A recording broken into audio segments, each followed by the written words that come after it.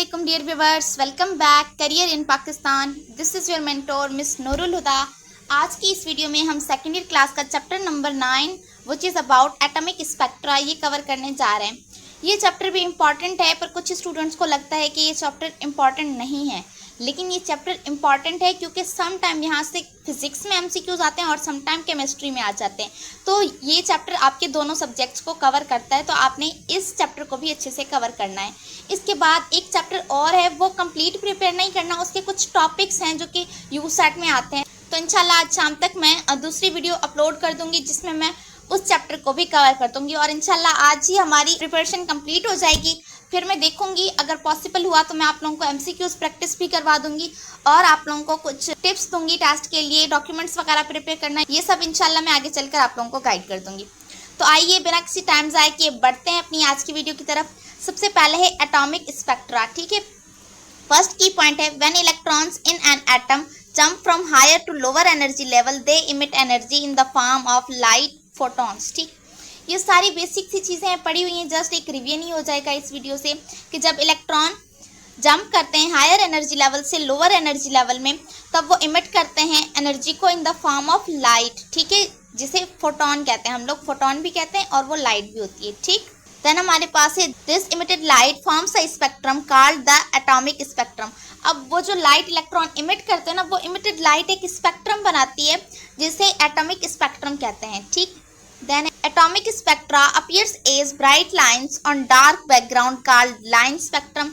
अच्छा, ऐसा atomic spectrum जो कि अपीयर हो ब्राइट लाइंस के साथ, ठीक है, विद डार्क बैकग्राउंड, तो उसे हम क्या कहते हैं, लाइन स्पेक्ट्रा कहते हैं। ठीक, each element has its on unique atomic spectra. Her element के पास अपना अलग अलग एटॉमिक स्पेक्ट्रम होता है, लाइक अ फिंगरप्रिंट। ठीक है, जैसे हर इंसान का फिंगरप्रिंट सेपरेट होता है, वैसे हर एलिमेंट का जो एटॉमिक स्पेक्ट्रम है वो सेपरेट होता है, सेम नहीं होता। ठीक, देन हमारे पास है these spectra are observed using a spectroscope. और ये जो स्पेक्ट्रा है ये ऑब्जर्व कैसे किए जाते हैं, क्या यूज़ करते हैं, हम स्पेक्ट्रोस्कोप को यूज़ करते हैं। ठीक, the spectrum is formed because energy level in atoms are quantised fixed not continuous. ठीक है, ये जो एटॉमिक स्पेक्ट्रम है ये इसीलिए ही फॉर्म होते हैं कि जो एनर्जी लेवल होता है ना किसी भी एटम का, वो क्वांटाइज्ड होता है, यानी एटम का जो एनर्जी लेवल है वो फिक्स्ड होता है, कंटिन्यूस नहीं होता। देन हमारे पास the study of atomic spectra lead to the development of Bohr's atomic model. अब जो स्पेक्ट्रा की स्टडी है या स्पेक्ट्रम की स्टडी है वो बोहर के एटॉमिक मॉडल को डेवलप करती है। ये आप लोगों ने केमिस्ट्री में भी पढ़ा होगा, यहाँ पर जस्ट एक रिवीजन हो रहा है। और इस चैप्टर में से एमसीक्यूज आ चुके हैं यूसेट के पास पेपर्स में। देन है हमारे पास atomic spectrum of hydrogen. Hydrogen atom has only one electron, so it's atomic spectrum is simple and well study. अब हाइड्रोजन है जो हमारे पास, वो सिंपल एटम होता है क्योंकि उसके पास एक ही इलेक्ट्रॉन होता है, तो इसका एटॉमिक स्पेक्ट्रम भी सिंपल होता है और उसे अच्छे तरीके से स्टडी किया जा सकता है। देन है when energy is given to hydrogen atom the electron jumps to higher energy level.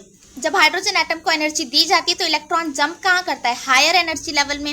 As the electron falls back it emit light of specific wavelength. और जब वही इलेक्ट्रॉन वापस अपने एनर्जी लेवल को आता है तो वो एक स्पेसिफिक वेवलेंथ की लाइट को इमिट करता है, जो कि क्या बनाती है, forms line in the spectrum, जो कि लाइन्स बनाती है स्पेक्ट्रम में।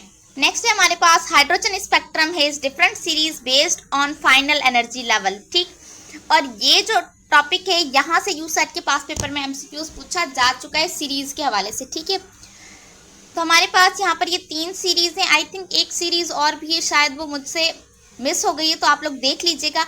ये सीरीज आप लाजमी करके जाइएगा, यहाँ से क्वेश्चन आते हैं। ठीक है, लाइमन सीरीज, तो लाइमन सीरीज क्या होती है, यूवी रीजन कहलाता है। ठीक है, इसका जो फाइनल एनर्जी लेवल होता है N1। जो बाल्मर सीरीज है वो विजिबल रीजन होता है और उसमें जो फाइनल लेवल होता है एनर्जी का वो N2 होता है। ठीक, देन हमारे पास है पैस्चन सीरीज। पैस्चन सीरीज जो है ये इंफ्रारेड रीजन होता है और इसमें जो फाइनल एनर्जी लेवल होता है वो N3 होता है। और मेरे ख्याल से एक और भी होता है जिसमें फाइनल एनर्जी लेवल N4 होता है, अभी मेरे जहन में नहीं है, तो आप लोग देख लीजिएगा। और ये भी देख लीजिएगा कि कौन से रीजन में कौन सी लाइट या कौन सी वेवलेंथ फॉल कर रही है। जैसे लाइमन सीरीज में यूवी रीजन है, बाल्मर सीरीज में विजिबल रीजन है, पैस्चन में इंफ्रारेड है। तो जो रिमेनिंग की है उसमें भी आप लोग देख लीजिएगा और इन सीरीज को लाजमी कवर करके जाइएगा। देन हमारे पास Balmer series is visible, so it's most important for understanding colour lines of hydrogen. जो बाल्मर सीरीज है हमारे पास वो विजिबल होती है, तो ये कलर लाइन को अंडरस्टैंड करने के लिए मोस्ट इंपॉर्टेंट है किसी भी हाइड्रोजन एटम के लिए, ठीक। Then this spectrum supports the idea that electron energy levels are fixed quantised. और ये जो स्पेक्ट्रम है फिर ये सपोर्ट करते हैं इस आइडिया को कि हर इलेक्ट्रॉन का एनर्जी लेवल फिक्स्ड है, क्वांटाइज्ड है। अब हमारे पास है Bohr's model of the hydrogen atom, ये हम बार बार पढ़ते आ रहे हैं, तो ये आप लोगों की फिंगर टिप्स पर होना चाहिए। सबसे पहले है the model for the hydrogen atom based on quantized energy level. Bohr ने हाइड्रोजन का एटॉमिक मॉडल दिया था किस चीज की बेस पर, क्वांटाइज्ड एनर्जी लेवल की बेस पर, ठीक। देन हमारे पास है the electron revolves around the nucleus in fixed circular orbits without radiating. जो हमारे पास इलेक्ट्रॉन है वो रिवॉल्व कर रहे हैं न्यूक्लियस के अराउंड किसी फिक्स्ड सर्कुलर ऑर्बिट में, ठीक है, और वो वहां पर कोई भी एनर्जी इमिट नहीं कर रहे, ठीक। देन हमारे पास these orbits are called stationary states और एनर्जी लेवल्स। और इन ऑर्बिट्स को क्या कहते हैं, स्टेशनरी स्टेट या फिर एनर्जी लेवल्स। देन हमारे पास है एनर्जी इज ओनली एब्जॉर्ब्ड और emitted when electron jump from one orbit to another. और एनर्जी सिर्फ तभी एब्जॉर्ब या इमिट होती है जब इलेक्ट्रॉन जंप करते हैं एक एनर्जी लेवल से दूसरे एनर्जी लेवल में। देन हमारे पास है द एनर्जी इमिटेड और absorbed appears as spectral line. वो एनर्जी जो एब्जॉर्ब या इमिट होती है वो अपीयर होती है as a spectral line. Then हमारे पास है Bohr's model successfully explain the hydrogen atomic spectrum. और जो बोहर का एटॉमिक मॉडल है वो सक्सेसफुली एक्सप्लेन क्या करता है, हाइड्रोजन एटम का स्पेक्ट्रम एक्सप्लेन करता है। तो ये कुछ सिंपल चीज़ें थी। बोहर ने हाइड्रोजन का जो एटॉमिक मॉडल दिया था सिंपली वो क्या था, उसके अकॉर्डिंग इलेक्ट्रॉन्स जो हैं वो रिवॉल्व कर रहे हैं न्यूक्लियस के अराउंड एक फिक्स ऑर्बिट्स में, ठीक है। ये जो ऑर्बिट्स होते हैं स्टेशनरी स्टेट होती है और इनका एनर्जी लेवल जो है वो फिक्स होता है, ठीक है, हर ऑर्बिट का। जब इलेक्ट्रॉन इन ऑर्बिट्स में रिवॉल्व कर रहे होते हैं तब ना तो वो एनर्जी इमिट करते ना एब्जॉर्ब, लेकिन जब वो एक ऑर्बिट से दूसरे ऑर्बिट में जंप करते हैं तब वो एनर्जी एब्जॉर्ब और इमिट करते हैं। और जब वो एनर्जी एब्जॉर्ब या इमिट करते हैं तो उस सिचुएशन में स्पेक्ट्रा प्रोड्यूस होता है, ठीक। तो ये कुछ पॉइंट्स थे बोहर के एटॉमिक मॉडल के। देन हमारे पास एक quantised radii. In Bohr's model only certain orbits radii are allowed for the electron. Bohr के मॉडल में सिर्फ कुछ जो ऑर्बिट्स हैं या रेडियाई हैं उनको अलाउ किया गया था इलेक्ट्रॉन के लिए, ठीक है। These radii are called quantised radii because they are fixed not continuous. तो वो यहाँ पर जिस रेडियाई की बात हो रही है वो किसकी बात हो रही है, ऑर्बिट्स की, ठीक। और ये जो ऑर्बिट्स थे ये क्वांटाइज्ड रेडियाई थे, यानी ये फिक्स्ड थे, कंटिन्यूस नहीं थे, ठीक है। Electron can not exist between these radii, यानी हमारे पास ये जो दो ऑर्बिट्स हैं तो इलेक्ट्रॉन इन दो ऑर्बिट्स के या इन दो रेडियाई के दरमियान एग्जिस्ट नहीं कर सकता, ठीक। तो बेसिकली इन ऑर्बिट्स को ही यहाँ पर क्या कहा जा रहा है, रेडियाई कहा जा रहा है, क्योंकि हर ऑर्बिट की रेडियाई डिफरेंट होगी। देन हमारे पास है the radius increase as the electron goes to higher orbits energy level. और रेडियस कब इंक्रीज होता है, जब इलेक्ट्रॉन हायर एनर्जी ऑर्बिट्स में जाता है। अब ये न्यूक्लियस के पास है तो ये लोअर एनर्जी ऑर्बिट है, जैसे जैसे न्यूक्लियस से दूर जाता जाएगा वैसे वैसे ऑर्बिट का एनर्जी लेवल इंक्रीज होता जाएगा, ठीक है, और रेडियाई भी इंक्रीज होगा। The lowest orbit is n is equal to 1 has the smallest radius. ये हमारे पास कौन सा ऑर्बिट होता है, n इज इक्वल टू 1 और ये मोस्टली s होता है, ठीक है। हमारे पास है quantized energies. Each orbit has a fixed amount of energy. Her orbit के पास फिक्स्ड अमाउंट होती है एनर्जी की। So the electrons energy is also quantized. तो इसीलिए हर इलेक्ट्रॉन की एनर्जी भी क्वांटाइज्ड होती है, यानी फिक्स होती है। Lower orbits more negative energy more stable. जो हमारे पास लोअर ऑर्बिट्स होते हैं वो ज़्यादा नेगेटिव एनर्जी होती है उनकी और वो ज़्यादा स्टेबल होते हैं। जैसे जैसे हायर ऑर्बिट्स होते हैं तो वो लेस नेगेटिव एनर्जी होती है उनकी और वो लेस स्टेबल होते हैं। यानी वो ऑर्बिट जो न्यूक्लियस के जितना करीब होंगे वो उतने ज़्यादा स्टेबल होंगे और न्यूक्लियस से जितने दूर जाते जाएंगे उतने अनस्टेबल होते जाएंगे या उतने कम स्टेबल होंगे। देन हमारे पास है energy is absorbed when the electrons move to a higher orbit. ठीक है, एनर्जी एब्जॉर्ब करते हैं जब इलेक्ट्रॉन हायर एनर्जी लेवल में जाते हैं। और energy is emitted when the electron falls to a lower orbit.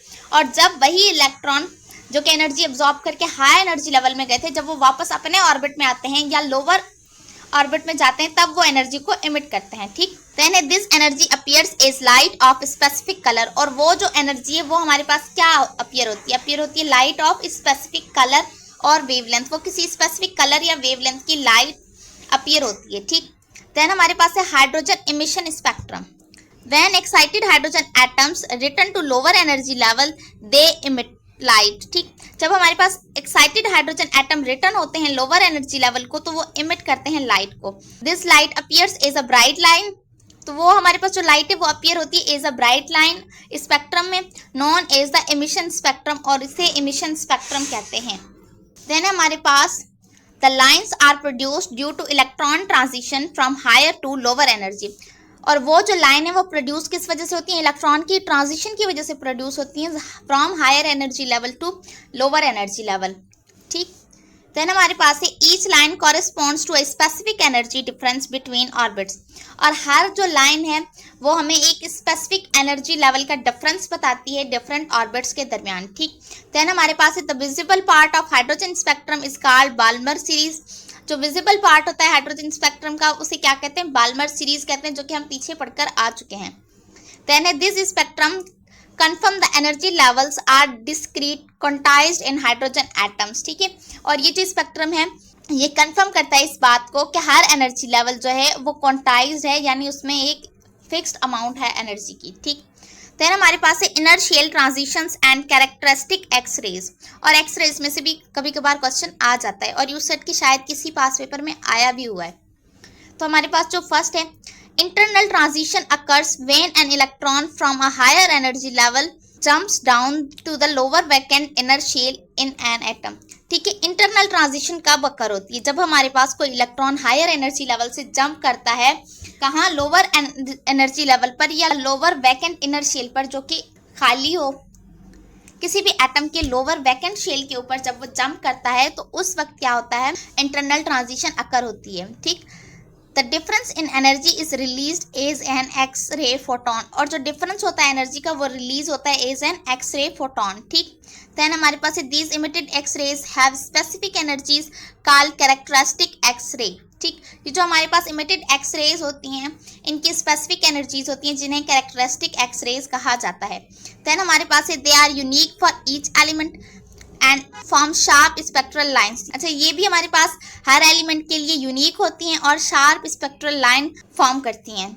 Then हमारे पास है यूज्ड इन एक्सरे स्पेक्ट्रोस्कोपी, ये एक्सरे स्पेक्ट्रोस्कोपी में यूज़ होती हैं, मटेरियल आइडेंटिफिकेशन के लिए यूज़ होती हैं और मेडिसिनल इमेजिंग के लिए यूज़ होती हैं।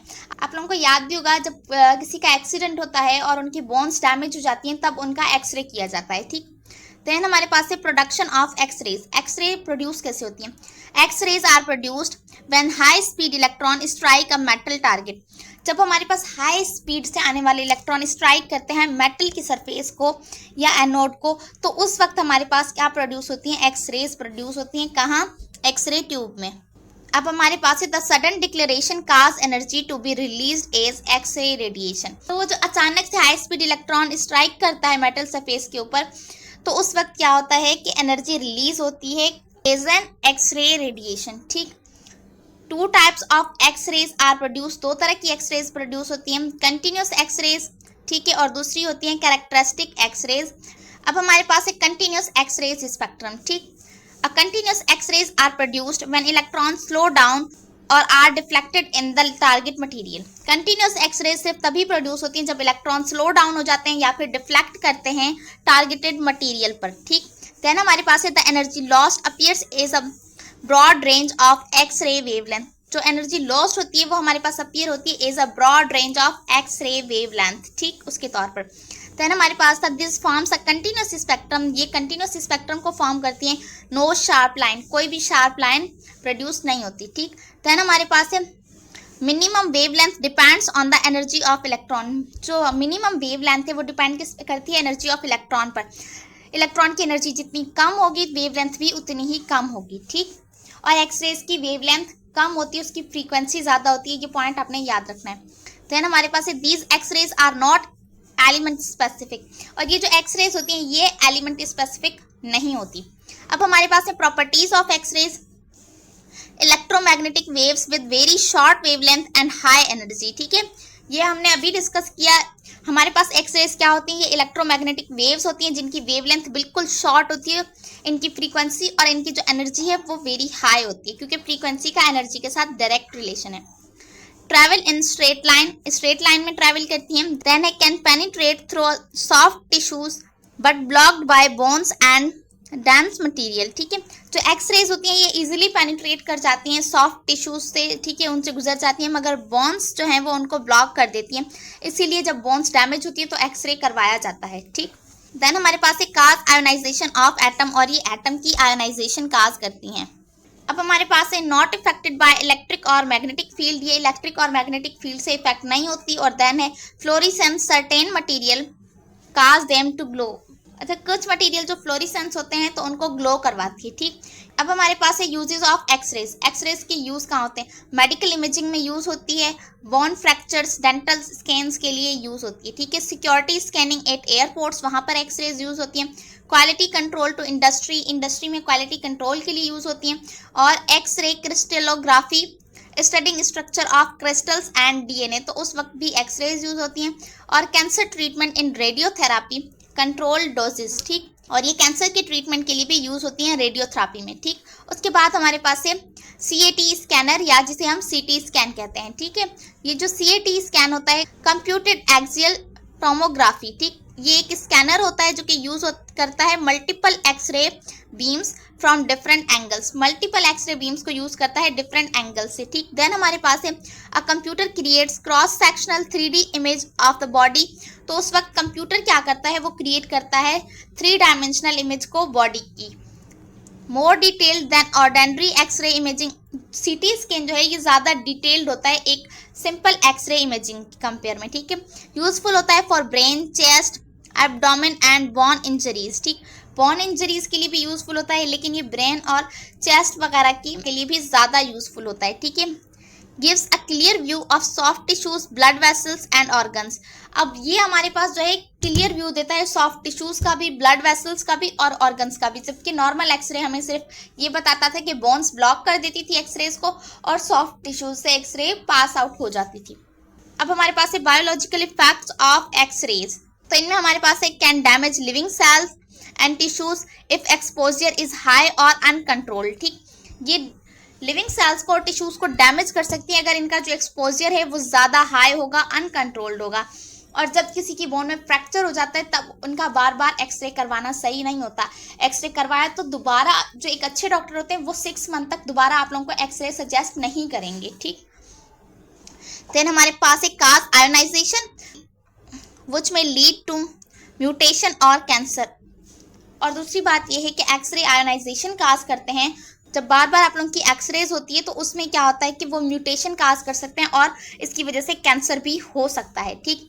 देन हमारे पास है मे हार्म आईज, स्किन और internal organs with repeated exposure, बार बार जो रिपीटेड एक्सपोजर है उसकी वजह से वो आईज को भी नुकसान दे सकती हैं, स्किन को नुकसान दे सकती हैं और इंटरनल ऑर्गन्स को भी नुकसान दे सकती हैं। Proper shielding like lead aprons is use to protect patient and workers, ठीक। देन हमारे पास है short and controlled doses are safe and used regularly in medicine, जो हमारे पास शॉर्ट और कंट्रोल डोजेज होते हैं वो सेफ होते हैं और वो रेगुलरली मेडिसिन में भी यूज होते हैं, ठीक। अब हमारे पास जो टॉपिक है वो है uncertainty with the atom uncertainty principle, basically ये हाइजेनबर्ग अनसर्टेनिटी प्रिंसिपल ही है जो शायद हमने अपने पिछले लेक्चर में भी थोड़ा बहुत देखा था, यहाँ पर भी थोड़ा बहुत देख लेते हैं क्योंकि ये जो टॉपिक है ये बहुत ज़्यादा इंपॉर्टेंट है और यहाँ से क्वेश्चन आया है। यहाँ से कभी एक क्वेश्चन फिजिक्स में आ जाता है, कभी केमिस्ट्री में, तो ये जो चैप्टर है ना ये आपके दोनों सब्जेक्ट्स को कवर कर रहे होते हैं। केमिस्ट्री में तो मैंने आप लोगों को करवा दी है, फिजिक्स में भी मैं आप लोगों को एक क्विकली रिवाइज करवा देती हूँ।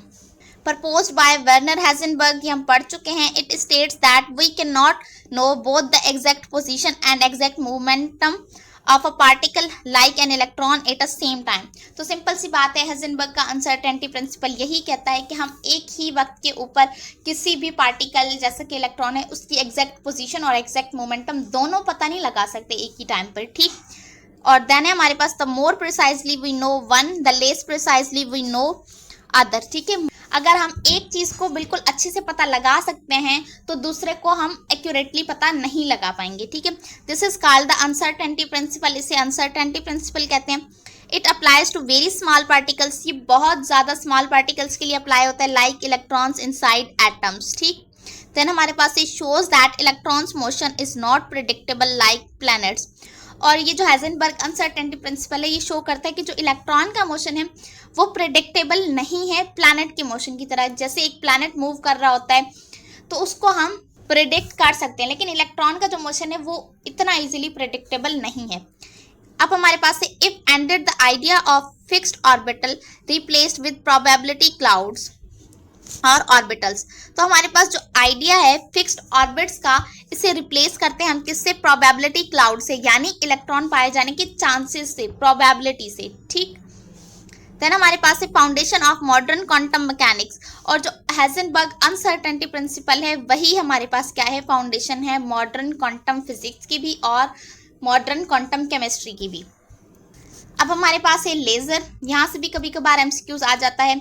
अ laser is a device that produces a highly focused intense and single coloured beam of light. ठीक है, अब जो हमारे पास लेजर है ये एक ऐसी डिवाइस होती है जो कि हाईली फोकस्ड और इंटेंस लाइट प्रोड्यूस करती है सिंगल कलर की बीम का। आप लोगों को याद भी हो जब कोई बड़ा प्रोजेक्ट रिप्रेजेंट किया जा रहा होता है बड़ी स्क्रीन के ऊपर, तो एक छोटी सी लेजर लाइट यूज की जाती है जो कि रेड कलर का डॉट शो कर रही होती है। ठीक है, तो वो जो है चीज़ों को एक्सप्लेन करने के लिए स्पेसिफिक वो लाइट यूज कर रहे होते हैं जो कि स्पेसिफिक पॉइंट के ऊपर रेड कलर का डॉट शो करती है। तो वो बेसिकली हमारे पास एग्जांपल होती है लेजर लाइट की। ठीक, it works on the principle of stimulated emission of radiation. ये किस चीज़ के प्रिंसिपल पर वर्क करती है? स्टिमुलेटेड इमिशन ऑफ रेडिएशन के प्रिंसिपल पर वर्क करती है। लेजर लाइट क्या होती है? मोनोक्रोमेटिक होती है, यानी एक कलर की होती है क्योंकि ये सिंगल वेवलेंथ होती है। अच्छा, यहाँ मैं आप लोगों को एक पॉइंट दे रही हूँ, हमारे पास है ना हर वेवलेंथ का कलर सेपरेट होता है। लाइट की हर वेवलेंथ का कलर डिफरेंट होता है। हमारे पास एक वेवलेंथ अगर हमारे पास 230 है तो उसका कलर अलग होगा। ठीक है, 240 है तो उसका कलर अलग होगा। तो हर स्पेसिफिक वेवलेंथ का अलग अलग कलर होता है। और लेजर लाइट मोनोक्रोमेटिक होती है, यानी सिंगल कलर की होती है। मोनो मतलब सिंगल, क्रोमेटिक मतलब कलर। देन हमारे पास coherent wave in same phase, coherent होती है यानी सेम फेज में वेव होती है। और हाईली डायरेक्शनल होती है यानी हाईली फोकस्ड होती है और इंटेंस होती है। अब हमारे पास है spontaneous and stimulated emission. Spontaneous emission की जस्ट दो ही पॉइंट हैं। An excited atom returns to lower energy state. जब हमारे पास एक्साइटेड एटम है वो रिटर्न होता है कहाँ? लोअर एनर्जी स्टेट पर, on its own and emits a photon randomly. इसका मतलब ये है कि जब हमारे पास कोई एक्साइटेड एटम रिटर्न होता है अपने लोअर एनर्जी स्टेट को, यानी जिस एनर्जी स्टेट में वो खुद था वहाँ, तब वो इमिट करता है फोटोन को रैंडमली। ठीक है, लाइट इज नॉट कंट्रोल्ड और कोहेरेंट, तो उस वक्त लाइट जो है वो कंट्रोल्ड नहीं होती। अब हमारे पास है स्टिमुलेटेड इमिशन। अब जो हमारे पास इनकमिंग फोटोन होता है, यानी जो फोटोन पहले वाले ने रिलीज किया, जब वो आता है किसी एक्साइटेड एटम से तो वो रिलीज करवाता है फोटोन को सेम एनर्जी और सेम डायरेक्शन का। इसे स्टिमुलेटेड इमिशन कहते हैं। This produce coherent light basis of laser operation. ठीक है, ये प्रोड्यूस क्या करवाती है? कोहेरेंट लाइट को किस चीज़ की बेसिस पर? लेजर ऑपरेशन की बेसिस पर। अब हमारे पास है population inversion and laser action. ठीक, ये क्या होता है basically? Population inversion means more atoms are in the excited state than in the lower state. इसका मतलब ये है कि हमारे पास ज़्यादा एटम्स जो हैं वो एक्साइटेड स्टेट में हों, किसके कंपेयर में? लोअर स्टेट के कंपेयर में। This condition is necessary for stimulated emission to dominate. ये कंडीशन नेसेसरी होती है किस चीज़ के लिए? स्टिमुलेटेड इमिशन के लिए, उसे डोमिनेट करने के लिए। व्हेन पॉपुलेशन इन्वर्जन अकर, जब पॉपुलेशन इन्वर्जन अकर होती है, लेजर एक्शन कैन स्टार्ट, तब लेजर एक्शन स्टार्ट हो जाता है। In a laser, photons bounce between mirrors, causing more stimulated emission, amplifying light. Laser में क्या होता है? जो फोटॉन्स होते हैं वो बाउंस होते हैं मिरर्स के दरमियान और वो ज़्यादा स्टिमुलेटेड एमिशन को काज करते हैं और एम्पलीफाई करते हैं लाइट को। अब हमारे पास है हीलियम नियॉन लेजर। ठीक, ये एक इम्पॉर्टेंट लेजर है। A common type of a gas laser, ये गैस लेजर की टाइप है। Contain a mixture of helium and neon gases, इनमें हीलियम और नियॉन गैसेज का मिक्सचर होता है। देन हमारे पास है इलेक्ट्रिकल एनर्जी एक्साइट्स हीलियम, जो इलेक्ट्रिक एनर्जी है वो हीलियम को एक्साइट कर देती है, which then transfer energy to neon atom. और फिर वही जो हीलियम एटम है वो एनर्जी ट्रांसफर किसको करता है? नियॉन एटम को करता है। देन है neon atoms emit laser light at red colour. जो नियॉन एटम है वो लेजर लाइट इमिट करते हैं कौन से कलर की? रेड कलर की। और उसकी वेवलेंथ क्या होती है? 632.8 नैनोमीटर। ठीक, it is safe, low power and used in labs and alignment devices, ठीक है। ये हमारे पास सेफ होती है, लो पावर की होती है और यूज़ कहाँ होती है, लैब्स में या अलाइनमेंट डिवाइसेस वगैरह में यूज़ होती है। जस्ट इसको एक नज़र देख लीजिएगा, ठीक है। बाकी इतना ज़्यादा इंपॉर्टेंट नहीं है कि आप इसको बैठ के सेपरेटली याद करें। उसके बाद है uses of laser in medicine and industry. अब लेज़र का यूज़ मेडिसिन और इंडस्ट्री में कहाँ होता है, तो जस्ट ये 3-4 पॉइंट्स ही हैं, वो आप कर लें। मेडिसिन में आई सर्जरीज के लिए यूज़ होता है। उसके बाद कैंसर ट्रीटमेंट के लिए यूज़ होता है। डिस्ट्रॉइंग ट्यूमर्स को डिस्ट्रॉय करने के लिए। Cutting tissues without bleeding, tissues को कट करने के लिए ब्लीडिंग के बगैर, यानी खून बहे बगैर, उसके लिए लेज़र यूज़ होता है। डेंटल ट्रीटमेंट्स के लिए लेज़र यूज़ होता है, ठीक। हमारे पास है इन इंडस्ट्री में कहाँ यूज़ होता है, कटिंग एंड वेल्डिंग, मेटल्स को कट करने के लिए और वेल्डिंग के लिए यूज़ होता है। बारकोड स्कैनिंग के लिए यूज़ होता है और मियरिंग डिस्टेंस लेज़र रेंज फाइंडर्स, जो हमारे पास रेंज फाइंडर लेजर्स होते हैं उनको डिस्टेंस मियर करने के लिए भी यूज़ होता है। और CD DVD reading and writing के लिए भी यूज़ होता है। तो ये थी हमारी आज की वीडियो, जो थी एटॉमिक स्पेक्ट्रा के बारे में। और ये चैप्टर या तो आपकी केमिस्ट्री में पूछा जाएगा या फिजिक्स, दोनों सब्जेक्ट्स को कवर करता है। तो आई होप कि आप लोगों को ये चैप्टर अच्छे से समझ आ गया होगा और आप लोगों का रिवीजन भी काफ़ी अच्छा हो गया होगा। अब जस्ट एक लास्ट वीडियो रहती है प्रिपरेशन की, वो मैं इंशाल्लाह आज शाम तक अपलोड कर दूंगी। उसके बाद अगर पॉसिबल हुआ तो मैं आप लोगों को एमसीक्यूज़ की प्रैक्टिस भी करवा दूंगी और यूसेट के हवाले से गाइड भी कर दूंगी, ठीक है। मुझे उम्मीद है कि हमारी आज की वीडियो आप लोगों को पसंद आई होगी। अगर आप लोगों को ये वीडियो पसंद आई है तो इस वीडियो को लाइक कर दीजिएगा और अगर आप हमारे चैनल पर नए हैं तो हमारे चैनल को सब्सक्राइब कर दीजिएगा। मिलते हैं आपसे नेक्स्ट वीडियो में, तब तक के लिए अल्लाह हाफिज़।